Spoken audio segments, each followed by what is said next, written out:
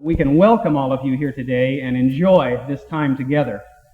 During the course of the day, there will be more than 800 of us who will share in this process of seeking to find ways to break the cycle of violence and to empower our communities to work to reverse the arms race. The Interfaith Center has been working in this field since 1979, primarily within the religious community, but working also in linkage with many, many other groups. We see the need for the voice at the grassroots level to become louder and more insistent. We no longer can rely on the so-called experts to guide us out of this morass, because the expertise lies in our hearts and in the moral sensibility that we bring to the discussion.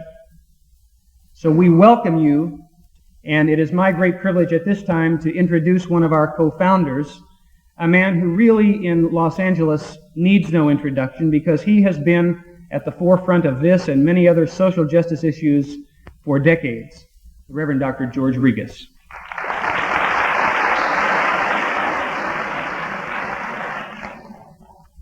As the Interfaith Center went to work planning this conference on breaking the cycle of violence, we gradually came to the point that we wanted to give considerable emphasis to empowering the education community who seriously seeks to be peacemakers. And the first person we thought about as a resource for that adventure was Dr. John Edward Mack of Harvard Medical School.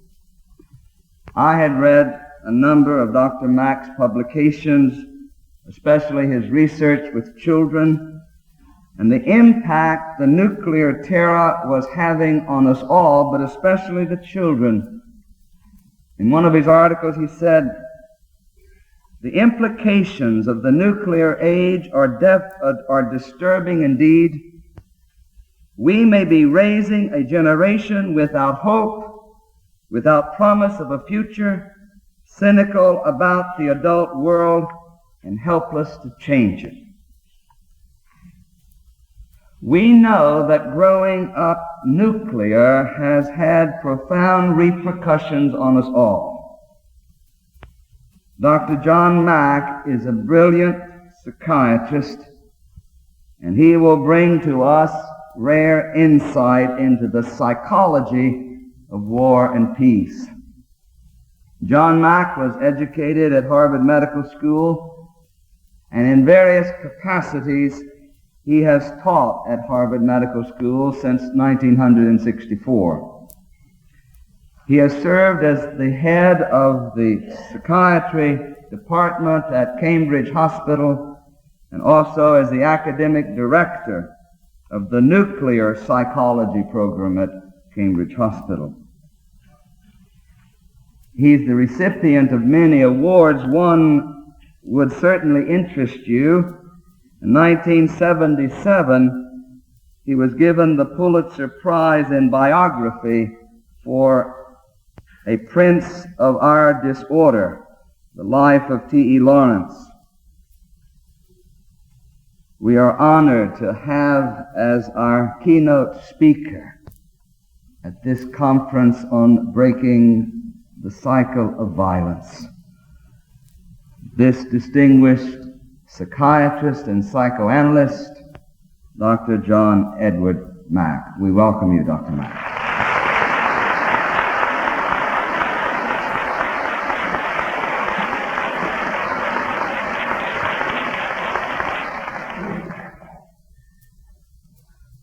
Thank you, Reverend Regas.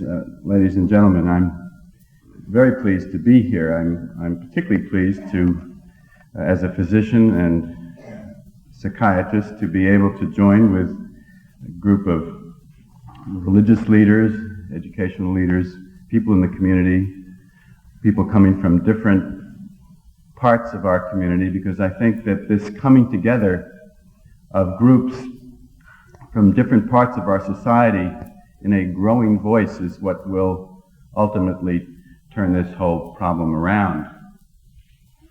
The purpose of this day, as I have thought about it, is to mobilize us all to act usefully in relation to stopping the arms race, and also to enable us to help ourselves and to help others to resist the recruitment to which we are continuously being subjected to follow the courses of fear and hatred.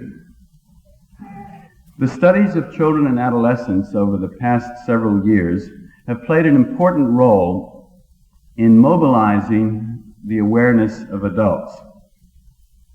These studies have shown that children and adolescents in the United States, the Soviet Union, and other countries experience a good deal of unrest in relation to the nuclear issue. Many are afraid. Many doubt that they will grow up in the future, or have a future. They express feelings of powerlessness. Sometimes these experiences of dread or experiences of futurelessness come out in latent forms. For example, rock groups have strange titles. There's an English group called the Mutoid Waste Gang. There's a nihilism in many of the themes in rock groups. The mood is apocalyptic. The girl in a group called Meatloaf sings a line that says, "Give me a future, I'm a modern girl." The fears, though sometimes denied, often appear below the surface.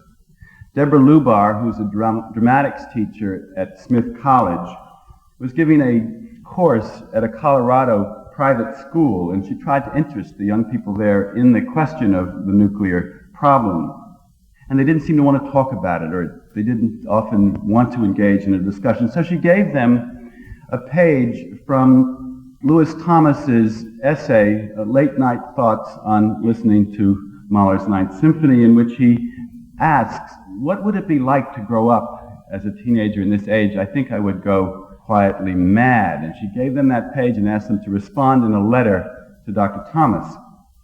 And what many of them said was that they were used to this, or they'd grown up with it, or they tried not to think about it, or what was the use? And yet below the surface their fears came out as she took the responsibility to engage them in this way. One 17-year-old girl, Emily, wrote in her letter, "I am terrified at the thought of nuclear war, but I rarely think about it and find myself much more concerned with school and other immediate problems." And you hear that over and over again. But then she went on to say, "Still, there is always a split second of anger, panic, and shock every fourth Wednesday when the civil defense alarms are tested. I'm so relieved when my watch informs me that it is in fact Wednesday." So there is this difficult to measure below the surface sense of dread that I think we all have when we hear a loud bang or a plane goes over, a sonic boom. Is this it? Is this the end? So it isn't something that will necessarily come out in the usual sociological or statistical analyses. I believe that the impact of the work on children and adolescents on our society and on our consciousness has been out of proportion either to the direct clinical distress of children or to the extent of the data available. And I believe this has to do with the way children reach out to us with their voices and with their images. They cut through to us, to our emotional selves. They talk and they write about rotting bodies in irradiated wastelands, not about force structures or balance of power. They challenge us. They tell us that something is wrong with the way we have created the human order. And on the other side, we see a lot of resistances to these messages, attacks on the methodology of the studies by people who are not usually interested in scientific methodology. For the first time in my life, when I testified in Congress about children and adolescents, I found a congressman challenge me about the statistical sample and about the methodology, and I wondered what that was all about. And there is increasingly sophisticated, methodologically sound work which is finding the same kinds of results. Now, in the rest of my remarks, what I want to talk about is ways that we can respond to the challenge of children about growing up. What can we do? What can we do about the way we have ordered our relationships on this planet, especially our relationships between those groups we call nations? What I'm going to do is talk something about this way that we have ordered our connection internationally that I believe sets the context for the nuclear problem. Then I'm going to talk about some special features of how the nuclear problem relates to this international order or disorder, and then go on to talk about what we can do, what our alternatives might be. The arms race from the United States' perspective is driven by the Soviet threat and by fear and hatred of the Soviet Union. Any approach that seeks to be successful on a broad national level in this country must address that threat, real or perceived. George Kennan has said that the nuclear arms system has reached so deeply into the fabric of our society, into our institutions, that it would be difficult to dismantle the nuclear apparatus even if the Soviet Union disappeared from the face of the earth. But when I talk with people who work specifically with responsibilities for nuclear weapons development, I'm doing a research project on interviewing nuclear weapons decision makers, and I've made a remark like that, they reject that notion. They resent it a bit, and I don't press that idea, but they say no, and they confirm that the Soviet threat, as it is conceived, is the rationale in this country for the entire nuclear weapons apparatus, and so we must look at it. The Soviet-American conflict is an example of a type of encounter which is historically familiar. It is the collision of expanding empires, what historian William McNeill has called marcher states, that is, states on the edge of civilization extending their power until they collide with one another, seeking to fulfill their national destinies. These states justify their imposition of their will upon others through what I've called the ideologies of enmity. These are oversimplified perceptions of the other, structures of thought which simplify, which find all fault, all evil in the other, and are non-self-examining. And in these dichotomized thought structures, we find a justification for the warlike attitude toward the other and the mobilization of the society's resources to continue the struggle. Now, I want to consider briefly the psychosocial or psychohistorical roots of such conflict. Nations have developed out of experience of aggression, out of the domination of others, and out of the defense against other groups that threaten them, essentially out of survival experiences. The tribal origins of nations are evident in their highest councils. Anthropologists like Irvin DeVore are noting the similarities between the discussions that go on in the tribal councils of so-called primitive tribes and the inner circles of government of our sophisticated imperial nations. For the individual self, for us as individual human beings, the nation state has several important functions. It's important to our identity. We are deeply identified with that society, that nation of which we are a part. And that's become particularly true as many of the affinities that have given people a sense of themselves religiously and as part of a tribal or non-national group, that is, groups that don't have national sovereignty in the modern sense. This identification with the nation, this participation as a member of a nation, gives a sense of belonging, which is another deeply important human value and human psychological need. Our sense of value, our sense of who we are, is deeply connected with the identification with the nation. The nation also is meant to ensure our survival on the planet. And so we have this important psychological phenomenon of patriotism through which we express our allegiance to the nation and work for its survival. But there is a dark side of this tribal mind, this national self, a dark side of patriotism. The South African writer J.M. Coetzee, in a book called Waiting for the Barbarians, a title which is filled with irony because the barbarians are the people on the fringe of empire, and as the book develops, the deeply barbaric nature of the empire itself becomes evident. And you've noticed in the newspapers and on television how readily groups outside the fringe of empire get called barbarians when they disturb our peace. Coetzee uses the term patriotic bloodlust to refer to this dark side of patriotism.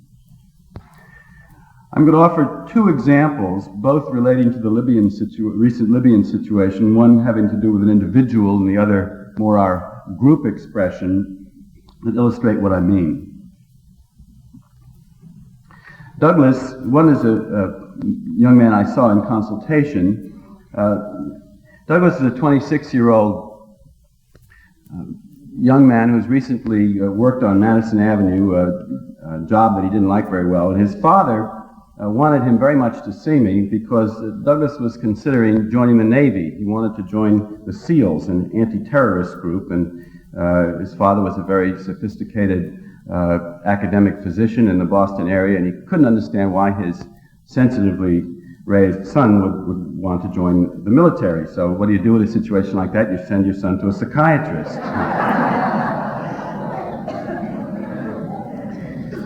Now, Douglas had grown up with he was part Jewish, and he'd grown up with a deep identification with Israel, with the victimization experience of the Israelis and of the Jews of the past, and he wanted to enable them, the Jews to be strong, but also not to be a passive, wimpish, Jewish scholar like he thought his father was. He wanted to be an active, assertive sort of person. Douglas had been 12 when the Palestinians attacked the Israeli athletes at Munich and was deeply disturbed by this event. He was, on the other side, excited when the Entebbe raid took place, and one of his heroes was Jonathan Netanyahu, the man who masterminded the Entebbe raid, and was troubled about Netanyahu, who had been to Harvard, as had Douglas, and Douglas began to tell me stories in our meetings together in which he would have dreams, which he would act violently himself in the dreams, but each of the dreams had an element where he was of what he was not aware, that he was protecting somebody. He was acting in a heroic way himself. And he seemed, perhaps perceiving me to have values like his father, to be deploring, denouncing this violent side of himself. So I said to him, look, I made an interpretation to him, and I noted how quick he was to deplore this violent side, to put it down, and that perhaps he thought that would please me, that he related me to his father. And then he was very relieved when I said that to him, and he said the following. This is from a taped transcript of one of the sessions. He said, and this was about a week after the Libyan raid, he said, take the whole business in the papers the last few weeks with Gaddafi, okay? You know, most everyone around Cambridge, that is Cambridge, Massachusetts, just talks about what a ridiculous thing it was of Reagan to do and how it's going to escalate the violence, and you know we should use other methods. I've always been around people who say, well, you can't respond to it with violence. The terrorist, that's a symptom. His voice filled with contempt at this point. That's a symptom. We've got to treat the root of the problem. I'm just so fed up with that kind of naive thinking, because it really is naive. I mean, what does that mean? We have to get rid of this state of Israel because Lebanese Arabs and Palestinian Arabs and then Arabs all over that part of the world are just deciding to blow up airplanes and to terrorize the Western democracies? I mean, if it weren't the Palestinians' problems, it would be another problem. They are terrorists because they want to be terrorists, not simply because they have grievances. I believe that terrorists are people with grievances, but actually it's the Israeli ambassador to the UN, who is Jonathan Netanyahu's older brother Benjamin. I heard him say on Nightline that while terrorists are people with grievances, not all people with grievances are terrorists, and obviously that's so, which leads one to believe that terrorists are terrorists because they're attracted to terror. They're attracted to that kind of drama. They're attracted to violence, and you know it's a way to create a drama around them. It's a way to feel that they can make a difference in the world. I see those people as being like spoiled brats. I'm certainly venting my frustration, he said. Now, in his wish to join the SEALs, in his wish to be protective of his country, Douglas is expressing something very important that I think we have to recognize in our work, that impulse of patriotism to protect your nation, protect your tribe, the violence that's connected with that. I think we have to work with it and understand it better. Yes, Douglas expresses something violent, something that is troublesome to his father and to me, but he would never have told me about this if I had not encouraged him, in a sense, by experiencing and acknowledging this side of him that wanted to do something constructive, something protective. The other example is from the group side of this, and I recently was told by a friend who was in a bar in Fort Lauderdale watching a hockey game. I didn't know they watched hockey in Fort Lauderdale, but and President Reagan came on the television and he announced there the bombing of Libya, and a great cheer went up throughout the bar. And my friend, and there was one Vietnam veteran there in the group, most of the others were young people, were the only ones that were really deeply troubled about what he described as this sort of orgasm of satisfaction in this violence. And he was deeply troubled, as was the Vietnam veteran, said they just don't know what they're talking about. They have no experience about this. They're ignorant of it. And it made me think about something, what that's really about. What does that really come from? Teresa Mead, a professor of history at Towson State University in Maryland, teaches an undergraduate history survey class. And on April 15th, after the Libyan raid, her students said they wanted to talk about Libya. Some of the men were enthusiastic about the raid. They said they would like to fight themselves. And several of the women thought the raid was brutal, fruitless, would not support it. The divisions in the class were like as they were in the national polls.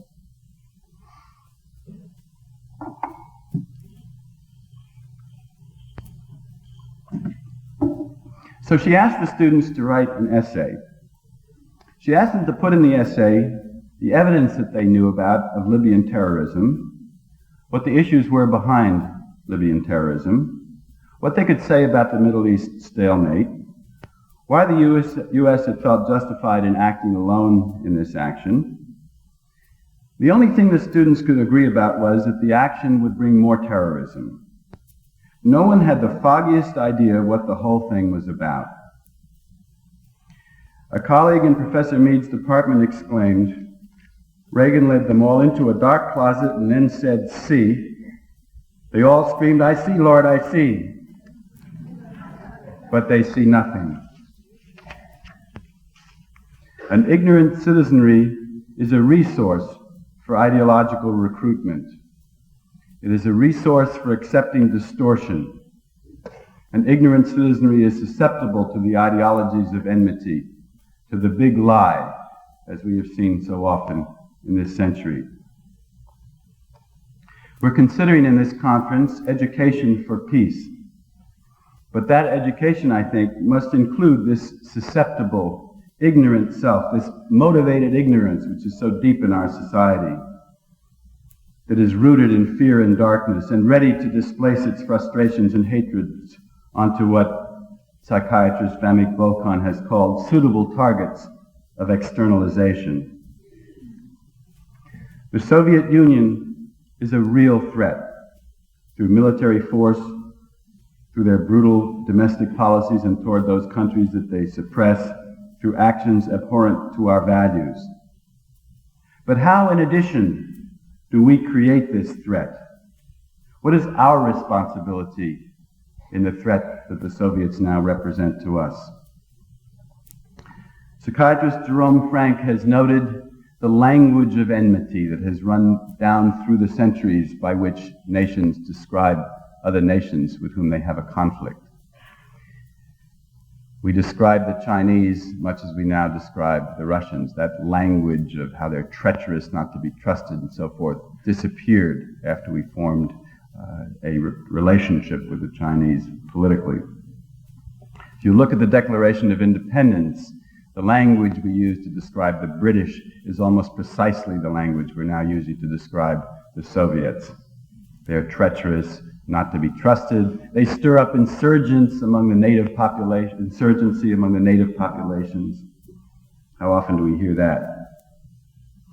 So my thesis here is that there are deeper forces: fear, hatred, ignorance of the Soviet Union and of much of the world in us, and above all, our sense of vulnerability, which drives this problem.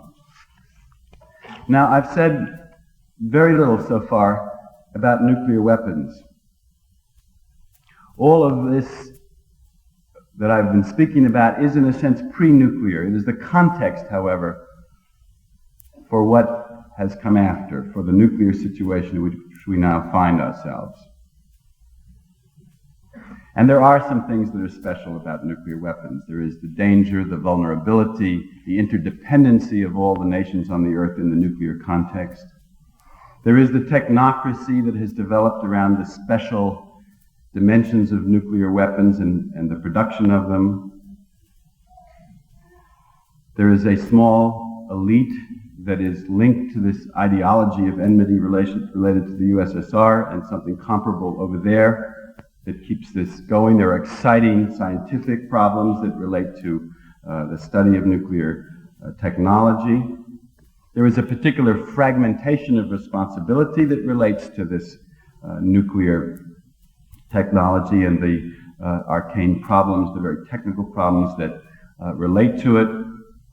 There are self-serving bureaucracies that have developed in relation to nuclear weapons development, which hides accountability. Perhaps the most important piece of knowledge as a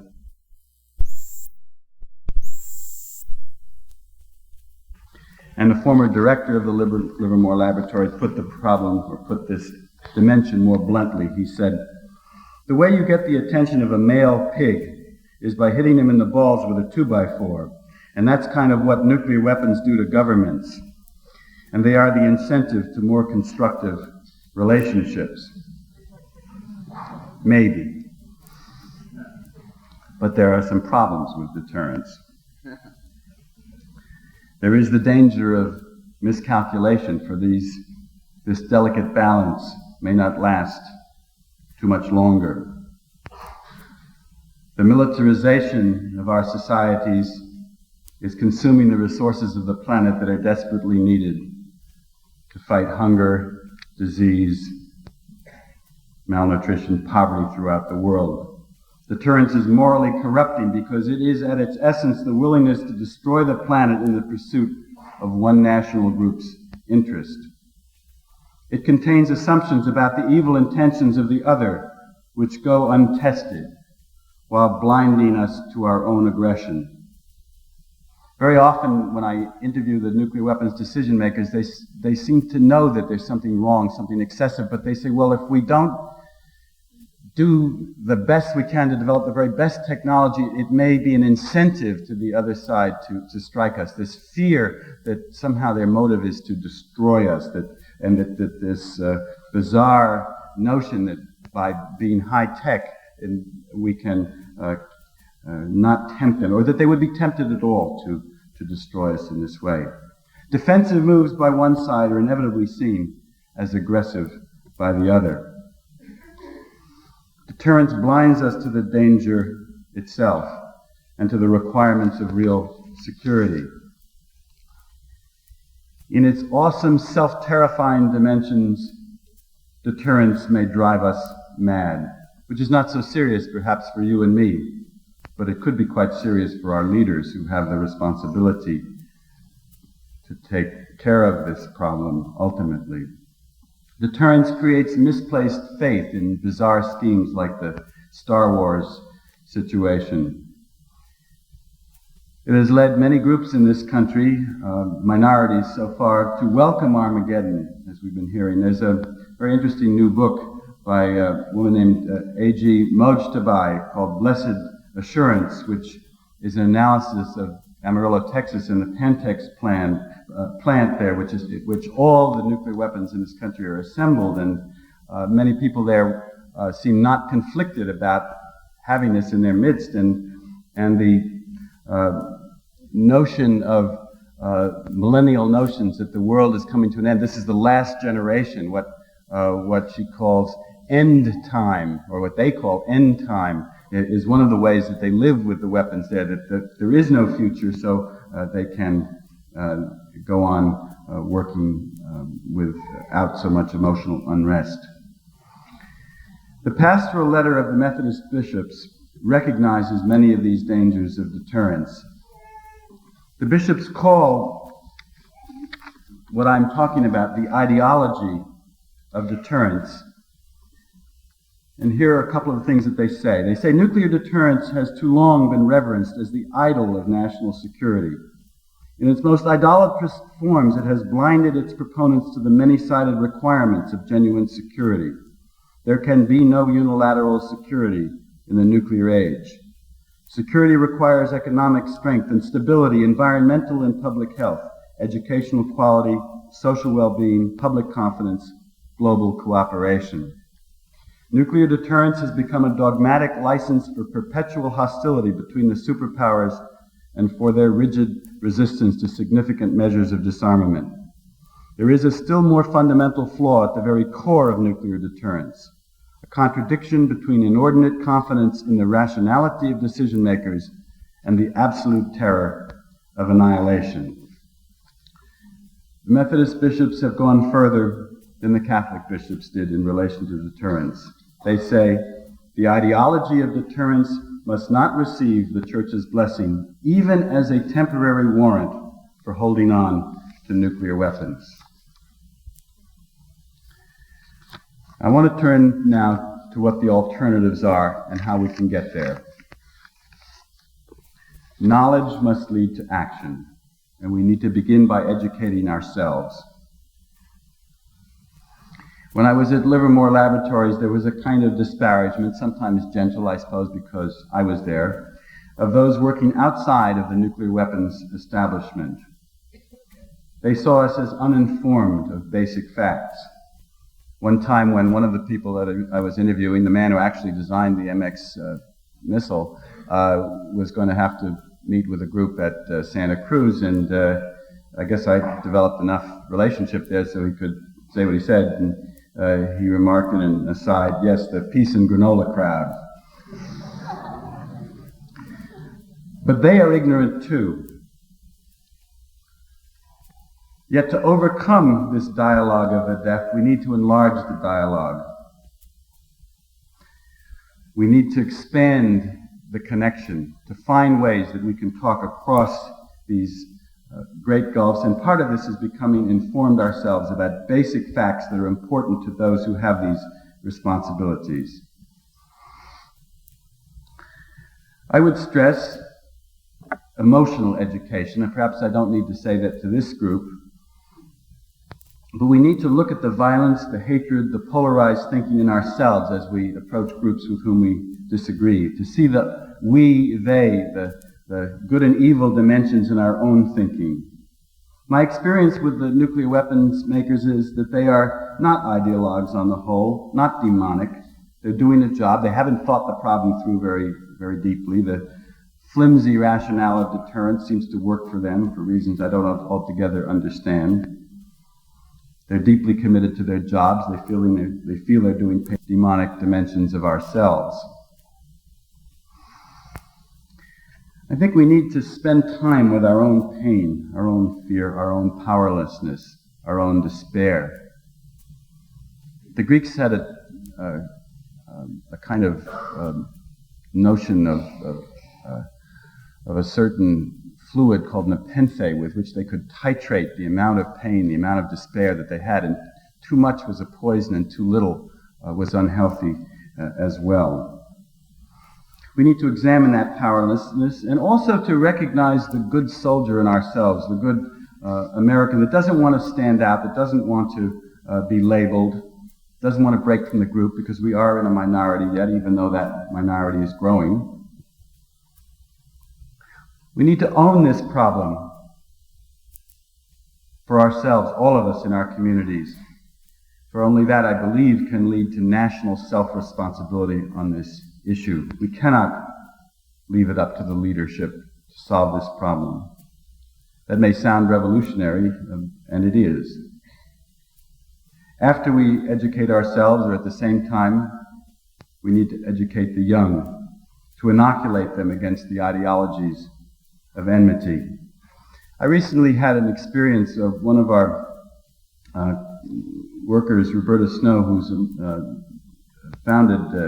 helped to found ESR, was teaching a class at Boston English, which is an inner city, hardcore high school, and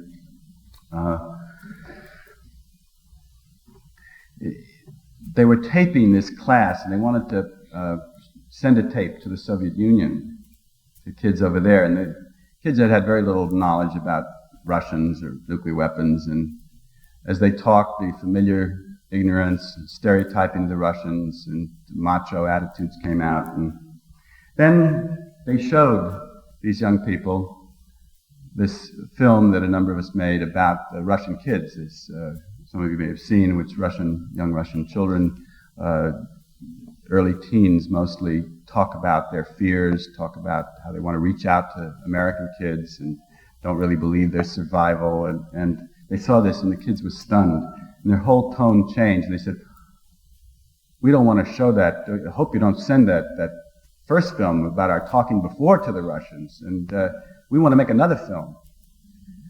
And then they made another film, which was just beautiful, in which they spoke about how we're kids together, and we really didn't know that the Russian kids worried about these problems too, and we're kids together, and let's find some way to connect together. And it showed me something, which is that these ideologies of enmity thrive on ignorance, and they're very thin, they're very skin deep. You can reach young people if there is that will in the community, that openness to have that kind of experience with them, to show them alternatives. They are susceptible to it. We need to teach about the Soviet Union and about nuclear weapons in the context of learning about Soviet fears, Soviet history, Soviet dreams, Soviet possibilities. We need to support educators for social responsibility and other groups that are working to educate young people in this area. We need to work to transform the relationship with the Soviet Union at every level. Right after the Chernobyl incident, there was a characteristically American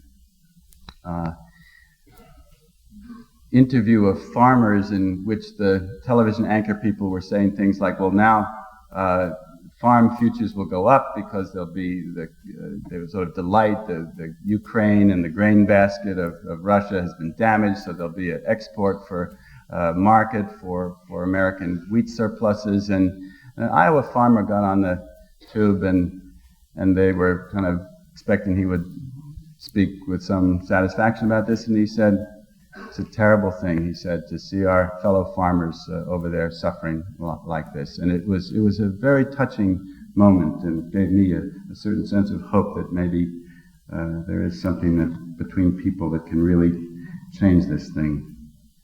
We need to have exchanges of citizens at every level of the society with the Soviet Union. Much of this is going on now. And when that happens, it seems to stiffen the recruitment to hatred. Particularly, we need to have our officials go over there. It's important to challenge your senators and representatives, your state and local officials, when they start talking about what they know about the Soviet Union. Ask them, have they been there? Have they studied it? What have they read? Jeremy Stone, who's the president of the Federation of American Scientists, has been working indefatigably in Washington to get congressmen to go to the Soviet Union. About 40 senators have been, and 20% of the people in the House of Representatives. And he has quite good data that when they go there, they do change their attitudes. They don't trust the Russians anymore because it's sometimes very difficult experiences. If those of you who've been there know, things don't work out right. People don't always come through with what they said they're going to come through with. But they fear the Russians less. They see how screwed up it is over there. They see that this concerted focus by this giant evil just isn't the way it can possibly be from their own experience. There was one very conservative Southern senator that went over there many times after being very reluctant to go, and every time a big appropriations bill would come up for a complicated weapons system, he would vote against it. He said, "There's no need for that."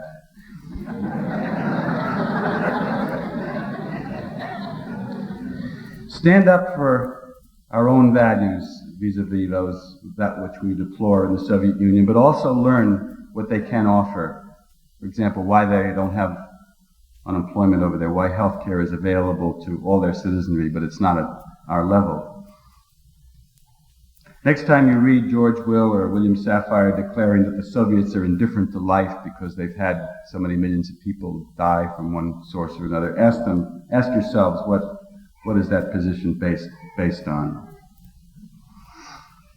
Ultimately, change will depend on our reordering our domestic political directions, electing men and women to our government who are committed to transcending violence and hatred and an exaggerated reliance on military solutions to all collective human problems.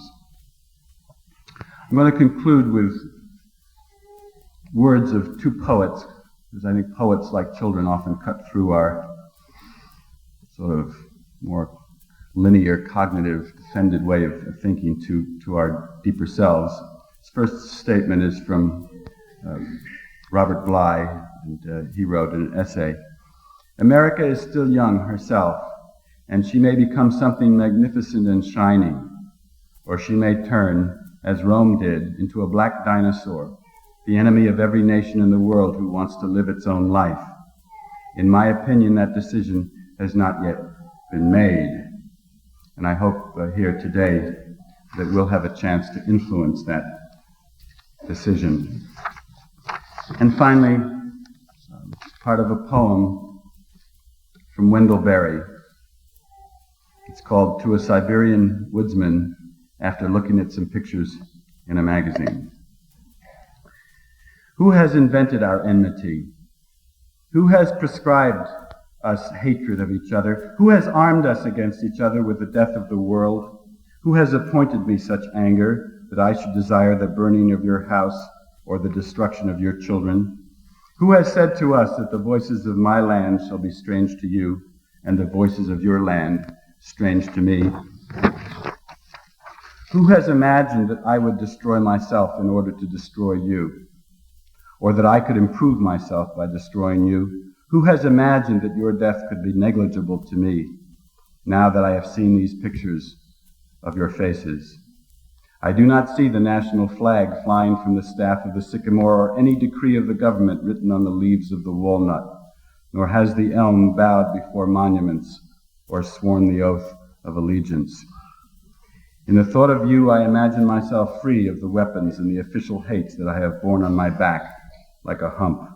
And in the thought of myself, I imagine you free of weapons and official hates. So that if we should meet, we would not go by each other looking at the ground like slaves sullen under their burdens, but would stand clear in the gaze of each other. Thank you.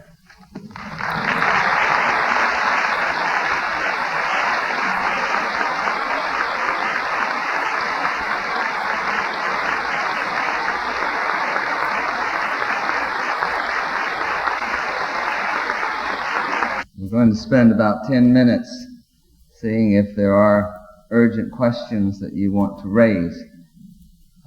Dr. Mack is leading a workshop at both times, but we wanted to give this opportunity for anyone who wanted to address Dr. Mack with some concern on your mind or heart. Yes.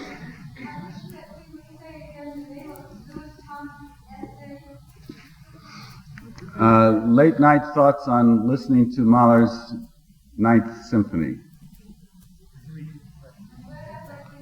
The question was, what was the name of the Mahler essay by Lewis Thomas relating to the Mahler Symphony? I think that it's in a book of essays, a recent book of essays. Is that the book by the same name? Yeah, it's an essay in the book by that name.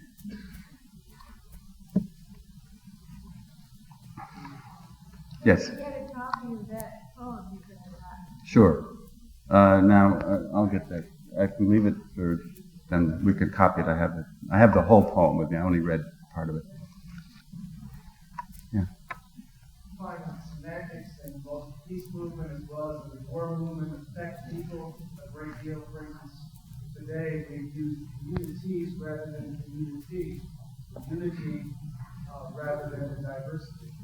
Do you think it's very effective in engendering peace, bringing in more unity and semantics and so on? You want to summarize that? Well, let me summarize it rather than literally summarizing what you said. To summarize what I got from it, okay, which is how our language, the semantics, the way we put things affects how we approach the problem. Is that like when we talk about communities, pluralism, or unity? Is that right? Yeah, but language is a reflection of our hearts and minds, and I think that there are ways. The part of this that I most sort of feel most deeply about is how we can broaden the constituency, bring in more people into this, and I think that the ways of finding common humanity, the inclusiveness kind of language is the most useful kind of language, the sense of a human community or a common ground that we have with people. I mean, for me, the experience of interviewing people at the Livermore Laboratories, for example, or nuclear weapons decision makers in Washington has been very useful in stretching my ability to find language that we have in common. I mean, for example, this notion of the dark side of the human soul is something that everybody understands there, and how we deal with that. How do we find ways of noticing it, working with it, acknowledging it's there? Now, one of the problems is they see all the dark side in the Soviet Union and none of it here, but that's a beginning, and then you begin to say, well, what about us? And they do acknowledge that it's part of all of us, and that there is that religious, philosophical common root of ourselves that I think we can reach. Others, yes. This institution, communities, belong